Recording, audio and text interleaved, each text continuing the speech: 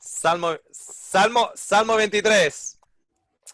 Ay, ay, ay, ay, ay, ay, ay. Fíjate. Si lo encuentro. Aquí, Salmo 26. El Señor es mi pastor, nada me faltará. En verdes praderas me hace descansar. Junto a tranquilas aguas me pastorea. Restaura mi alma. Me guía por sendas de justicia por su nombre. Y uno puede decir, vale, los redimidos. Aunque ande en el valle sombrío de la muerte, esta versión dice valle sombrío, vosotros en el valle de sombras de muerte, no temeré mal alguno, porque tú estás conmigo, tu vara y tu callado me infunden aliento. Entonces dices, pues todo está hablando de los redimidos.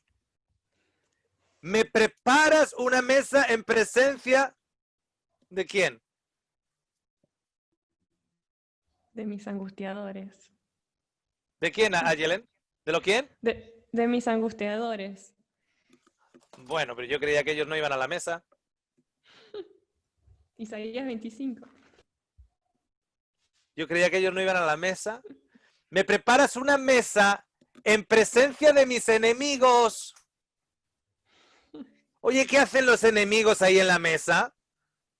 Es como que hoy voy a la boda. Hoy voy a la boda.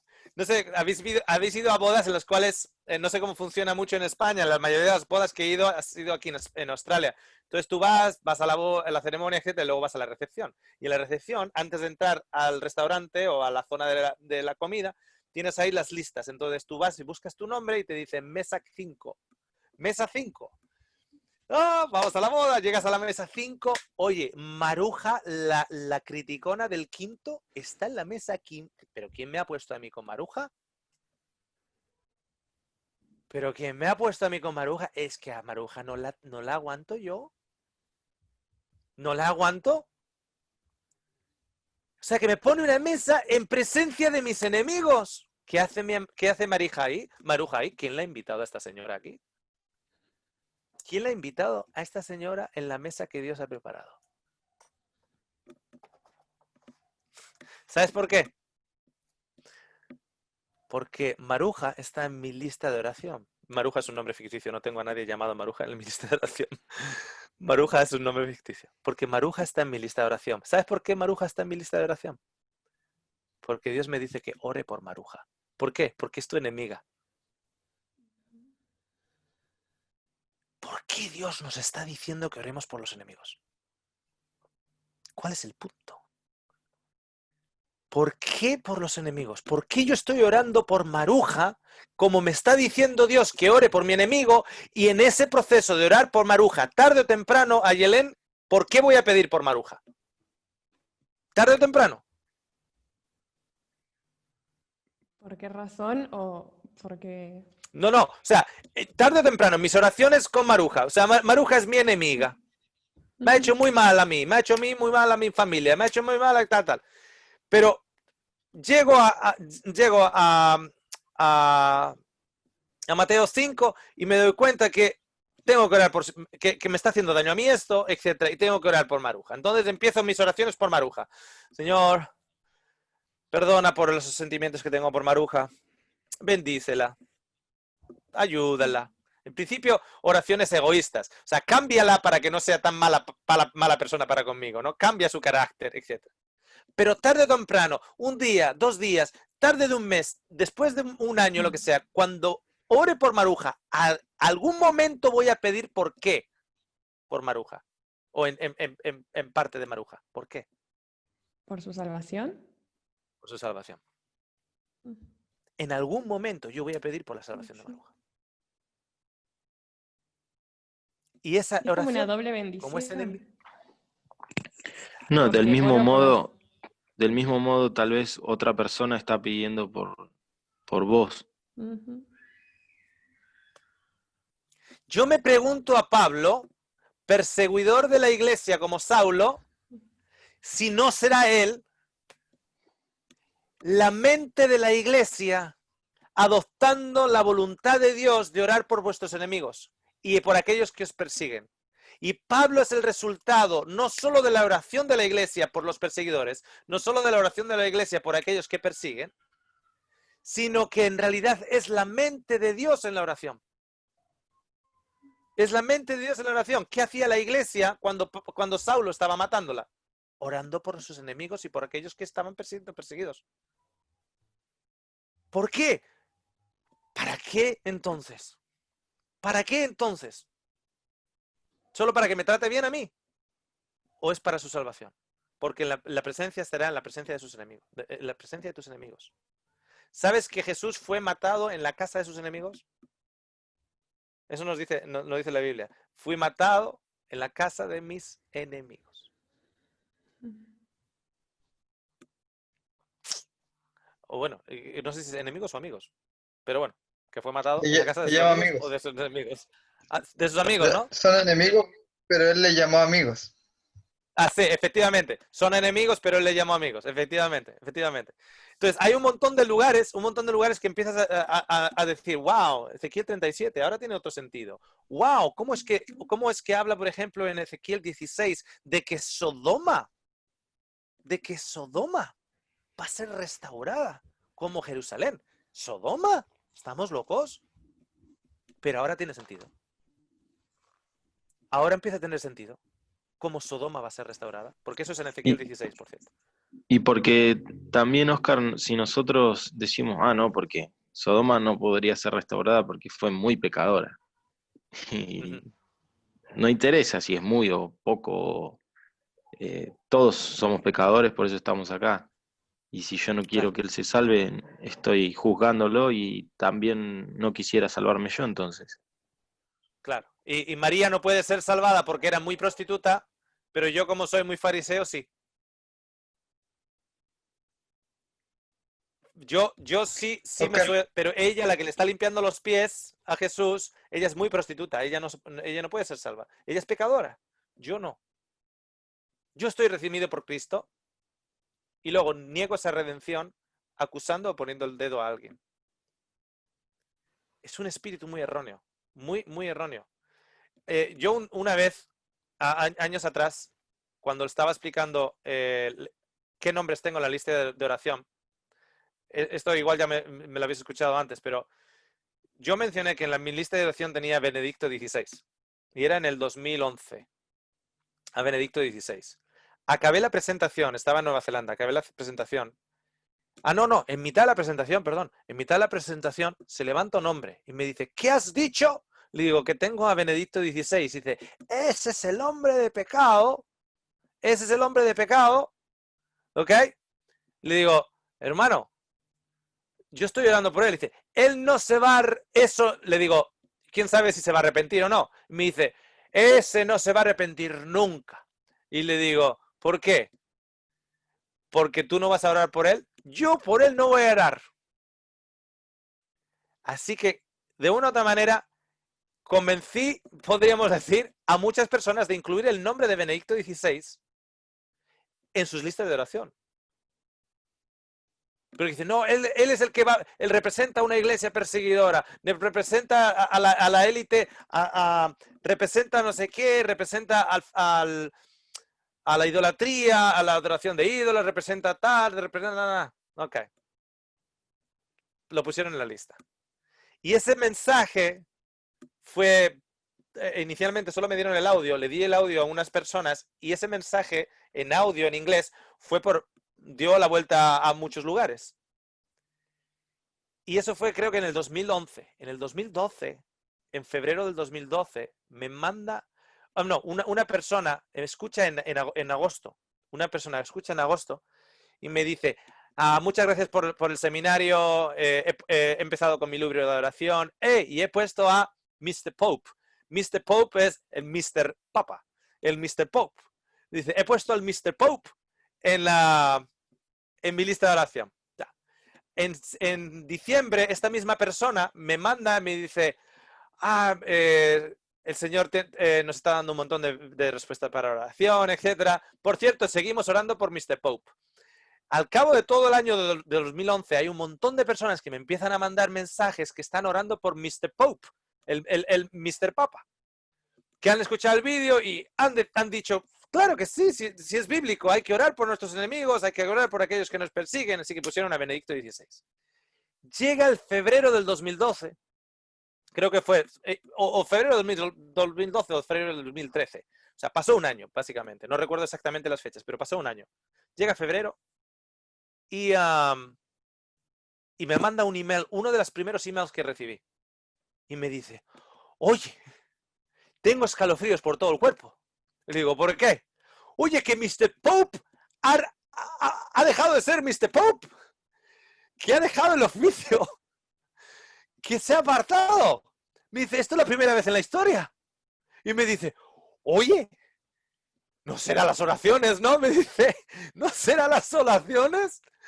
Y digo, yo no la había visto, no me había dado cuenta. Pero, y no, con eso no estoy diciendo que las oraciones de toda esta gente por Mr. Pope hicieron que Mr. Pope se retirara de todo tal, etc. No estoy diciendo eso.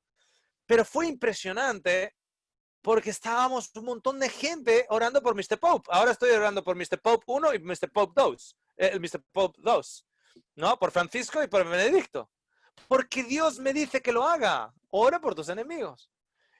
Y oye, me dio un escalofrío cuando leí el email y dije, ahí va, salí y le digo a mi esposa, ay madre, que el Mr. Pope ha dejado, a ver si ahora solo falta que aparezca un día y diga, ya voy a descansar los sábados. Y ahí me da un infarto. Si el Mr. Pope se levanta y dice, me da un infarto. O sea, no ha pasado eso, etcétera, pero es de carne y hueso. Y nuestra batalla no es de carne y hueso. No, nuestra batalla no es en contra de carne y hueso. Entonces, bien, preocupámonos cuando se dice en Filipenses 2, en inglés dice work out your own salvation. Work out your own salvation sería traducido, trabaja tu propia salvación. Trabaja tu propia salvación. Hay gente que ha interpretado eso como que hay un énfasis en las obras. Es una expresión, está mal entendido eso, es una expresión. En inglés se entiende mejor, work out your own salvation o mind your own business. Es como diciendo, preocúpate de lo tuyo. No te estés preocupando de Juan, si Juan está salvo o no, Juan no está salvo. Eso es lo que quiere decir en Filipenses cuando dice, trabaja tu propia salvación. No tiene nada que, no está hablando de obras, de que tienes que trabajar en obras para ser salvo. Cuando te está diciendo, trabaja tu propia salvación, te está diciendo que te preocupes de lo tuyo, que no te preocupes del hermano, o sea, en el sentido de que no te preocupes de qué está haciendo el otro o qué no está haciendo el otro. Preocúpate de lo tuyo, de que tú estás en Cristo, de que tú estás orando por tus enemigos, de eso te tienes que preocupar. Eso es lo que significa trabaja tu propia salvación. No está hablando de obras, es una expresión. Posiblemente haya una expresión mejor en español de la que os he dado. En inglés, la expresión perfecta es mind your own business. Preocúpate de tu propio negocio. No, No te preocupes del fue bien negocio del explicado, Oscar. Y es como también la lección del hijo pródigo. Preocúpate por el amor que tu papá te da, no por si se lo da a tu hermano. Efectivamente. Efectivamente. A mí me va a dar calambres de escalofríos si yo veo que... ¿os acordáis de una historia de dos hermanas que empezaron a guardar, ¿cómo se llamaban? El apellido era Bund, holandesas. Empezaron a guardar a judíos en sus casas. Si os acordáis el nombre, lo comentáis para el beneficio de aquellos que están escuchando. Empezaron a guardar a judíos en sus casas para que no entraran en el campo de concentración. Al final, por un chivatazo, las dos hermanas entraron en el campo de concentración. Y en el campo de concentración pasaron una Biblia. Y empezaron ellas a dar esperanza dentro del campo de concentración. Ellas eran cristianas, no eran judías, pero por haber acogido a judíos acabaron en el campo de concentración. Si no os acordáis el nombre, no pasa nada. Aquellos que estén escuchando, que lo pongan en el comentario. No me acuerdo ahora cómo se llama. The Little Room o algo así, la pieza pequeña, una cosa así. Tenía una piecita pequeñita donde escondían a los judíos. Y el caso es que estaban en el campo de concentración. Y bueno, las torturas, las violencias, etcétera, etcétera. Pero estas dos hermanas tenían un amor por Cristo impresionante. Trataban a todo ser humano en ese campo de concentración igual, con el mismo amor. Y cuando digo a todos, prisioneros y guardias. Dice que en un momento uno de los guardias le pegó a una de las hermanas y la otra hermana le empezó ese odio, esa rabia, etcétera, y la hermana le empezó a hablar, etcétera, y al final acabaron las dos nuevamente con esa paz de Cristo y siguieron hacia adelante. Y la hermana que recibió los golpes, más los mayores golpes, esa hermana empezó a hablar de un plan de cuando salgamos de aquí. Todo era cuando salgamos de aquí. Cuando salgamos de aquí vamos a hacer una casa grande. Vamos a comprar una casa grande. Y va a ser una casa grande de restaurar. Para restaurar a todos aquellos que han sido dañados aquí, en este campo de concentración. Pero, ¿sabéis? La casa no era para los prisioneros. Me estoy hasta emocionando ahora. La casa no era para los prisioneros. Era para los guardias. Estas chicas tenían la idea de construir una casa para aquellos que habían sido dañados en este campo de concentración, pero era para los guardias, para restaurarles. Y yo me pregunto lo siguiente, ¿qué espíritu está detrás de esa idea? ¿Qué espíritu está detrás de esa idea? Esa idea de vamos a construir una casa para restaurar a los guardias. ¿Qué espíritu está eso? ¿De dónde ha venido esa idea? ¿Qué ha inspirado a esa persona? Esa idea no viene de Satanás. Entonces, si viene de Dios, esa es la mente de Dios.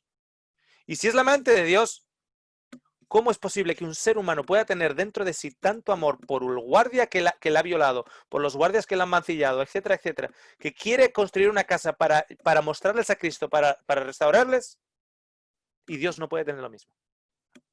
Es imposible. Esa chica murió ahí dentro. Murió ahí dentro.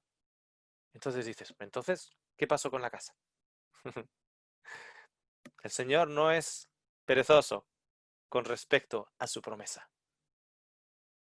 No es perezoso con respecto a su promesa, pero quiere que todos lleguen al arrepentimiento. Esa es su voluntad. La otra hermana sí salió. Y dedicó toda su vida a restaurar la imagen de Dios en el corazón del sufrimiento humano. Sin discriminación.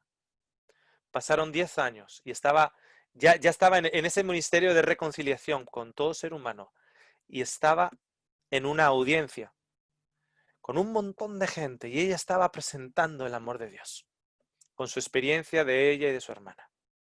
Y cuando bajó de la plataforma, un montón de gente empezaron a venir sobre ella. Y según avanzaba, con la esquina del ojo giró y uno de los guardias altos estaba allí y iba caminando cerca de ella. Dice que en ese momento una rabia, un odio, un despertar de algo del vasco, ese despertar del vasco que estaba creciendo por dentro. Y el hombre seguía avanzando. Y el hombre estaba llorando. Dice que en ese momento ella dijo, I choose you. Te elijo a ti. Por Cristo, te elijo a ti. Dice que ella empezó a llorar y se juntaron en un abrazo. Era el guardia que después de la última paliza causó la muerte de su hermana. Ese era ese guardia. El mismo guardia. Si un ser humano puede hacer eso. Y uno me va a decir, sí, pero es que va a venir gente que no venga. Va a haber gente que no venga. O sea, va a haber gente que no vaya a llegar a un punto en el cual sea roto. O sea, ¿es que hemos hecho del hombre algo irrompible? El amor lo vence. ¿Cuánto? ¿Cuánto? Habla en los micrófonos. ¿Cuánto lo vence el amor? Todo. Todo. No, pero el orgullo no. El orgullo no lo vence. No. El amor lo vence todo. Todo. No es posible que un ser humano pueda mostrar ese amor a un corazón arrepentido. Y no solo eso, sino que ella además explica. En realidad, ella ya había perdonado a ese guardia antes. Lo que pasa es que al verlo ahí, al verlo presente, ¿no? Como que le llegó, al verlo cara a cara, no a la distancia, no en una nébula en la cual, bueno, está ahí, yo estoy aquí. No, al verlo de cara, sí que le vino esa rabia. Y ella dijo, te elijo a ti. ¿Qué significa? Te elijo tu reino, elijo tus caminos, elijo tu corazón, elijo tu amor, elijo tu misericordia. Elijo ti, te elijo a ti. Si un ser humano puede hacer eso y dar un abrazo al que causó la muerte de su hermana. Come on, come on. ¿Que estamos haciendo de Dios algo menos? Anyway. Ok. ¿Algún último comentario que queráis compartir, que queráis expresar? Nuevamente, no tenemos todas las respuestas, pero este Zoom, este meeting, tiene como propósito el hecho de poder libremente, sin necesidad de sentirnos juzgados porque tengamos dudas o porque tengamos una pregunta o porque veamos una cosa de una manera diferente, ¿ok? Que ahora tenemos a dos Javis. Tenemos a dos Javis en la pantalla. Fantástico. Entonces, es el contexto de poder libremente expresar, porque el amor de Dios, la profundidad de Dios, el carácter de Dios es tan profundo, tan ancho, tan alto, tan bajo, tan inmenso, que bueno, que tenemos muchas dudas, tenemos muchas preguntas. Os dejo comentar.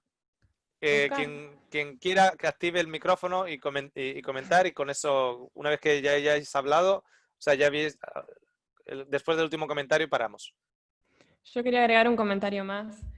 He compartido el estudio, el webinario con otros amigos y otras personas, y esas personas a su vez han compartido con otros, y es hermoso ver cómo hay muchos, bueno, en mi caso, ver muchos jóvenes también. Yo sé que hay personas de todas las edades estudiando esto, ¿no? Pero en mi caso me ha pasado de encontrarme con muchos jóvenes interesados en lo mismo, en querer descubrir al Dios de la Biblia. Y que ahora me escriben y me preguntan, ¿y vos porque ya estás en el binario 5 y qué dice? Y yo no les voy a contar todavía. Pero que están emocionados por conocer más. Es más, han armado un grupo para seguir estudiando, un grupo acá de la zona donde vivo, y me encanta ver en ellos la misma emoción que yo tuve cuando empecé a estudiar, y ahora yo me toca aguantar porque tengo que esperar a que ellos también sigan avanzando. Pero compartimos preguntas y compartimos un montón de cosas, y sobre todo el conocer a ese Dios de amor, y realmente es una bendición muy hermosa. No solo el poder ser parte del estudio, sino ver cómo otras personas también están siendo bendecidas por el estudio. Y eso es obra de Dios, no hay otra explicación. Amén, amén. Creo que todos los presentes aquí, ninguno de nosotros, o sea, yo hablo por mí, pero también por lo genuino que puedo ver en vosotros. Equivocados podemos estar, pero no tenemos una agenda. No hay una agenda. O sea, no hay una agenda, vamos a equivocarnos. Y no hay una agenda, vamos a equivocar al resto. Esa no es nuestra agenda. O sea, equivocados podemos estar, pero no basados en una agenda, sino en un deseo grande de conocer más de Dios, de profundizar más en su carácter y en su amor. Ya, gracias. Bueno, quería comentar dos cositas. Bueno, esta semana estuve como pensando muchas cosas, se me venían así muchos versículos a la mente, y yo decía, bueno, ¿qué hago? ¿Los anoto o los busco enseguida? El caso es que, como ese bombardeo de cosas, yo decía, bueno, Señor, yo necesito aclararme porque tantas cositas juntas rondando en la mente me van a hacer confundir. Pero dentro de todo eso, hubo uno de los textos que enviaste, Oscar, que ahí me pareció muy interesante. Yo dije, bueno, seguro que en algún momento yo pasé mis ojos sobre estas letras, pero no lo había mirado con juicio. Y es Primera de Timoteo 4:10. La última parte, bueno, dice el versículo: por esto aún trabajamos y sufrimos oprobio, porque hemos puesto nuestra esperanza en el Dios vivo, Salvador de todos los hombres, en especial de los que creen. Yo nunca había mirado ese detalle, o sea, no lo había considerado, porque dice, Salvador de todos los hombres, en especial de los que creen. Eso está incluyéndolos a todos. Y ahorita escuchando lo que estabas comentando de estas hermanas, recordaba algunas historias y la frase popular que dice que el amor lo único que puede generar es más amor. ¿Sí? El amor no va a generar odio, va a generar amor. Y tiene mucho sentido el texto cuando Jesús hablaba con Nicodemo, el de Juan 3, que dice que cuando Él se ha levantado a todos atraeré hacia mí. Necesariamente no tienen todos que estar buscando a Jesús para llegar a Él. En algún momento se van a ver atraídos por Él. Entonces, eso me parece muy, muy bonito de parte de Dios porque pensó en todos, incluso en los que no estaban con la intención de buscarlo. Pensó en todos. Y eso me parece muy especial y ahora tiene mucho más sentido todos los textos de Salmos que mencionan y den gracias a Dios porque su amor es para siempre. Y que todo aquello que tenga aliento, todo aquello que tenga aliento, Alabe a Jehová. adore al Señor. Correcto. Entonces yo Ahora tiene más realmente estoy sentido. muy agradecida, o sea, porque he hablado con algunos amigos, incluso con mi hermano, y hoy le planteaba algo y él me decía, hay algunas cosas allí que como que no me convencen de a mucho y que me motivó a buscar más. O sea, estas dudas que se generan al comentarle a otras personas, a mí no me desaniman, sino que me motivan. Bueno, si tú dices que hay otro fundamento, pues yo lo voy a encontrar. Aquí en la Biblia debe estar. Y alguno de mis compañeros estudiantes de teología o teólogos también hice una pregunta referente a la gracia y la forma como él me respondió, yo dije, caramba, la próxima pregunta van a decir apóstata y van a borrar de la iglesia. por la forma como ellos lo comprendieron y yo decía, vaya, lamentablemente a los que decimos tener el nombre de Dios nos estamos encargando en muchas ocasiones de presentarlo como Él no es y no lo estamos levantando, lo estamos poniendo por allá en un lugar donde nadie lo vea. Entonces me parece muy bueno que esto se haya hecho y agradezco también a ustedes por la participación porque, hombre, estamos en unos tiempos especiales y Dios ha permitido que en diferentes periodos de tiempo se vayan conociendo nuevas lucecitas, nuevas lucecitas. Y yo pensaba, yo dije, bueno, por allá en la época de Guillermo Miller, de Lenguay, se dieron a conocer unas verdades que estaban en la Biblia, pero que para ellos eran ocultas. ¿Quién quita que este también sea un buen momento para desempolvar la verdad del carácter de Dios, que por mucho tiempo ha estado cubierto? Porque en realidad esto, de la manera que yo lo veo, Raquel, esto no es una nueva luz. Esto es simplemente más luz. Es como esos interruptores que tú le vas girando y te van dando más intensidad, más intensidad, más intensidad, más intensidad. Procede del mismo interruptor, se basa en la intensidad anterior y construye sobre la intensidad anterior. Los principios del libre albedrío siguen presentes, etcétera, etcétera. Es simplemente más y más luz. Así como a Yelén y Bastián parece que se está poniendo de noche allá en Argentina y en Chile. Ok, alguien encendiendo la luz. Para mí no es una nueva luz. Es simplemente más luz que lo que causa es las cosas que estaban en oscuridad desaparecen para dar paso a la luz. Que las cosas que no entendíamos simplemente han desaparecido, etc. Y todavía tendremos mucho más. Todavía tendremos mucho más. Si nos vamos a quedar todos con la boca abierta. A mí, una de las cosas más impresionantes de la Biblia es cuando, creo que es en Lucas, cuando Jesús habla de la cena, las bodas del Cordero, y dice que Él se arrodillará a servirnos. O sea, eso es impresionante. ¿Pero qué está? ¿Enfermo mental? nos salva, y después de salvarnos dice que la misma expresión que se usa, en inglés se dice girding himself, es como coger una toalla y arrodillarse a lavarse los pies. Esa es la expresión que usa. De coger una toalla, ponerte una toalla aquí al regazo y arrodillarte para lavar los pies de alguien. O sea, que no vale con salvarnos, que llegamos allá y el que está ahí para lavarnos los pies es Él. O sea, que ni siquiera en el cielo, o sea, aquí en la tierra tomó la posición de siervo, pero es que ni siquiera en la nueva tierra tampoco. Es que es increíble. Es que no nos lleve eso a las lágrimas es impresionante. Es impresionante. Javi, Estoy. último comentario. Vale.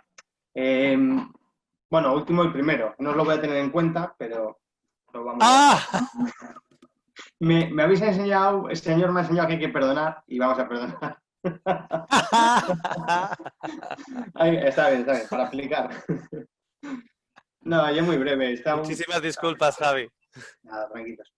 Hay mucho lío, mucho de qué hablar. Pues yo con Mijala nos hemos dado cuenta que lo que mencionaste en alguno de estos temas anteriores, igual el sábado pasado, como Job está escrito cronológicamente, ¿no? Fue el primer libro que se escribió. Y claro, y nosotros digamos que se ha ordenado la Biblia de forma histórica para que encaje bien la historia, muy bonito.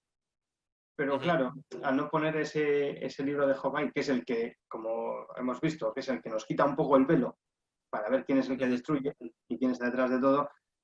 Claro, analizando un poco esto, hay mucha gente que, claro, que te da un texto, te da otro, te da por aquí y dices, jolín, parece que Dios destruye. Entonces, sin ese contexto de que Dios es amor y que no ha matado a nadie, hemos visto que es no si muy difícil o imposible aceptar esto otro, que Dios pueda salvar incluso a Satanás, porque, claro, estaría basado y razonado que tiene que castigar esa maldad, ¿no? Y bueno, es un proceso que, Correcto. Y hablando con Rubén también, me comentó, dice, ¿a quién se ha puesto en tela de juicio? ¿A quién se está juzgando? A Dios. Y claro, dice, jolín, pues si él mismo restauraría al ser donde se originó el pecado, si creemos que el amor de Dios está aquí, acaba en un sitio que es que no nos alcanza la vista, a decir dónde acaba ese amor. Y ya lo último, antes se ha comentado sobre el hijo pródigo, y según lo comentabais, me ha venido la figura de que el padre, figurando a Dios, cuando el hijo pródigo, después de estar en la piedra de cerdos, arrepentirse, y va ante el padre, no le dice, ya me has reconocido, pues ahora vete, y lo mata, o le destierra, ¿no? No hay lo acepta. Entonces, como en lo que hemos visto, cuando toda rodilla se doble, no encaja eso tampoco con esa historia, ¿no? Esa ilustración de que entonces, pues os destruyo. No encajaría nada. Es como que... En primera de Juan 4:15 nos dice, lo tengo por aquí, que todo aquel al que confiese que Jesús es el Hijo de Dios, Dios permanece en él y en él Dios. Entonces, pues dices, no puede ser que los destruya. No encajaría. Eso es primera de Juan 4:15. Sí, eso no sé qué he dicho. Ahora lee el 14. Vale. Y nosotros hemos visto y testificamos que el Padre ha enviado al Hijo para ser el Salvador del mundo. Ahí va. Es como decíais antes, es que es un plan perfecto. Dios no puede decir en su concilio con Jesús ahí diciendo, vamos a salvar a como decías tú, a un 60, y siendo generosos, a un 30, porque es como la minoría, el remanente del remanente del remanente. Un 30%, vaya plan más poco efectivo. Claro. Sí. Y bueno, no tiene mucho retorno retorno. con todo lo que estamos aprendiendo. Javi, cuando el padre recibe a ese hijo desde de su propio tiempo de angustia, de su propio oscuridad, de su propio lago de fuego, cuando lo recibe, lo restaura como ¿qué? Como hijo. No le Como deja hijo. ser siervo. Ahora fíjate lo siguiente. El ser humano tiende a pensar lo siguiente. Bueno, vale, ok, vale, fantástico. Restáuralo como siervo, primero. que empiece ahí a tal, y luego cuando vaya probando que su sinceridad es sincera, que su actividad es sincera, luego ya le pones un poquitito, ya no tiene que recoger la caca de las vacas, ahora puede ordeñar las vacas. Y luego ya puede ir y limpiar los caballos, y luego ya puede cabalgar al caballo, y luego tal, y luego ahí vemos, ¿no? Ahí vemos, que vaya probándose a sí mismo. ¿Por qué? Porque no es por obras. Es por eso que no le restaura como siervo, le restaura como hijo. ¿Por qué? Porque si le restaura como siervo, lo que está diciendo es que la restauración ha de ser por obras. Empieza como siervo aquí abajito, y luego vemos, y ahí vemos, y te vamos analizando cada año, te vamos chequeando cómo ha ido bien, vale, te vamos, y ya, bueno, de una de estas ya llegas a ser. Sí, así es En el como las Antiguo Testamento personas dice, no actúan. hagáis escaleras para el sacrificio. No, en el altar del sacrificio no hagáis escaleras. Sí, las personas cuando alguien te defrauda, así actuamos. Hay que empezar poquito a poco a volver a ganarte mi confianza. No te la puedo dar de golpe, otra vez toda. Claro.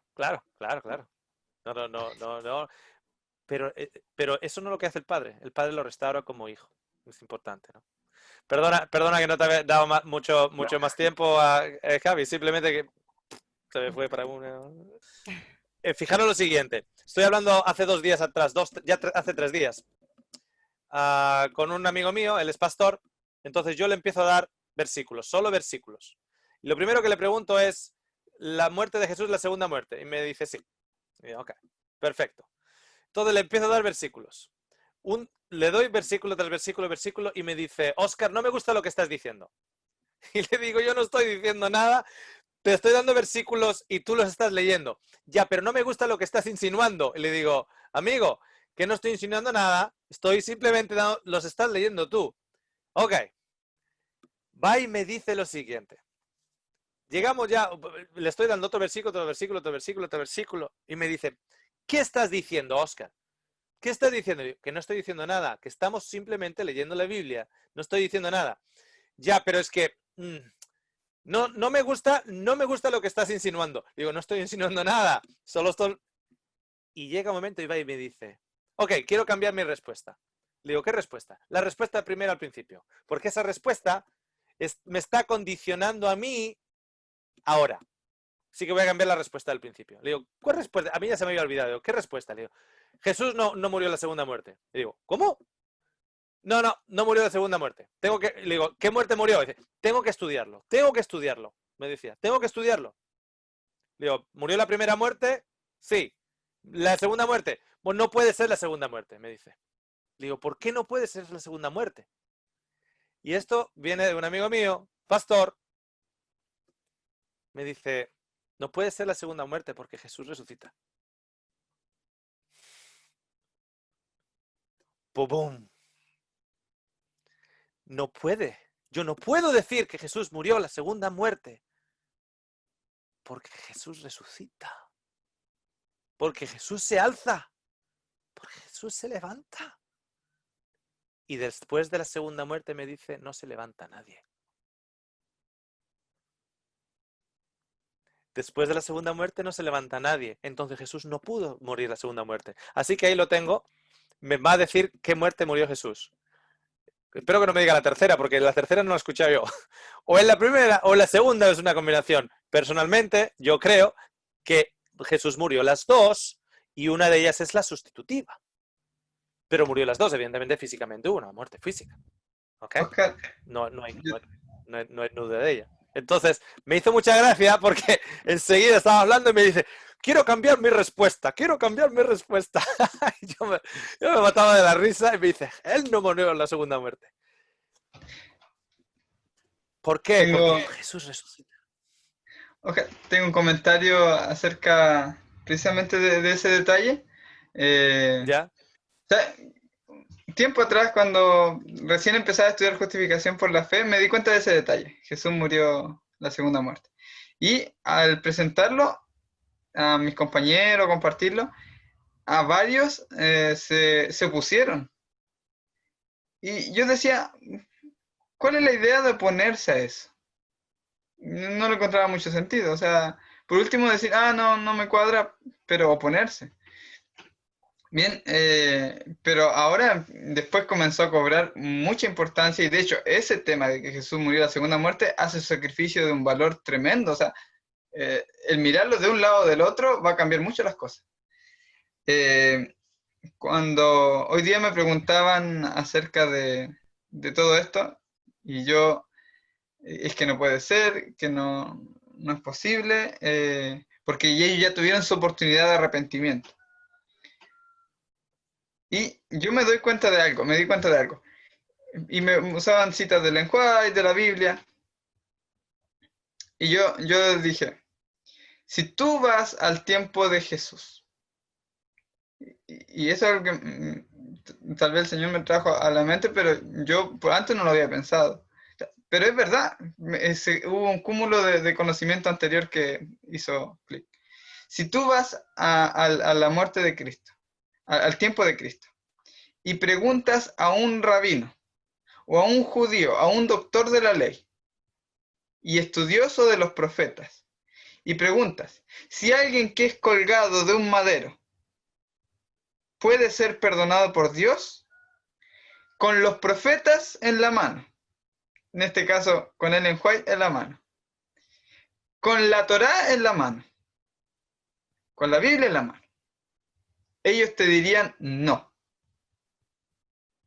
Alguien que es colgado de un madero no puede ser perdonado porque está maldito, tiene la maldición de Dios. Dios lo ha desamparado, no puede ser perdonado. Y yo digo, ok, me citan los profetas, me citan la Torá, ya perfecto, muy bien los rabinos, muy bien los judíos, muy bien los fariseos, pero yo cito la cruz. Y hagamos el tema. Citemos la cruz y ¿qué vemos en la cruz? Vemos a Jesús mirando al otro que también está colgado de un madero, maldito, sin perdón de Dios. Y le dice, hoy estarás conmigo en el paraíso. Vemos a Jesús hecho por nosotros maldición, es decir, sin perdón de Dios, totalmente desamparado de Dios, sin esperanza. Resucitar. Y si en uno todos mueren, en el otro todos volverán a la vida, dice Pablo. Así que yo, entre qué me pesa más, lo que ilumina la escritura o la escritura sin la iluminación de la cruz, prefiero mirar directamente a la cruz. Fíjate lo siguiente, cuando Jesús toma sobre él al pecador, ¿cuándo lo deja?